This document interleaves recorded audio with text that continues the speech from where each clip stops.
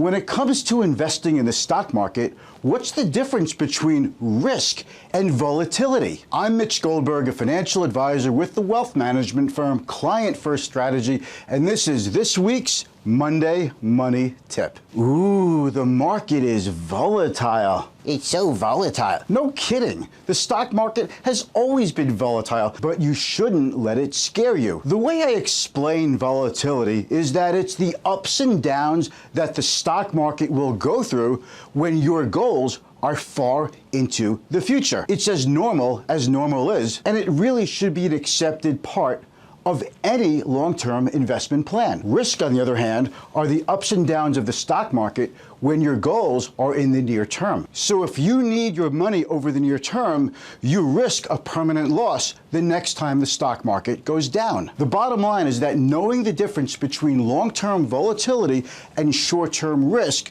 could help make you a better long-term investor. So the next time you hear someone say that the stock market is volatile, don't let it scare you if your financial goals are far into the future. Thanks for watching, and I'll see you next time.